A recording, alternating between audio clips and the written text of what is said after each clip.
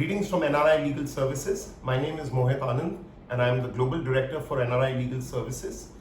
NRI Legal Services is the globe's premier legal management firm dealing exclusively with issues or problems that people of Indian origin, NRIs or the Indian diaspora living abroad face with regards to their movable and immovable assets. This success has been built with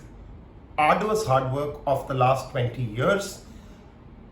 and spans a host of services across matters related to property, land such as transfer, inheritance, partition, disputes, legal cases related to financial matters such as tax issues, corporate law matters, company tax matters, disputes in commercial interests, related to wills, related to succession, related to real estate, related to money held by people's parents, grandparents in banks, in liquid form. So we have a host of services that are on offer. And the COVID-19 pandemic, like every business, has impacted us also, and it would be foolhardy to say that it hasn't. But at the same time, it has brought to the fore a very important thing, which is the fact that our best laid plans can sometimes come to naught with exceptional happenings such as the one that all of us are today faced with across the globe. And therefore it is really important for all of us, not only people here, but even our clients or people who have assets back home in India and live abroad in faraway lands, to really have their matters and their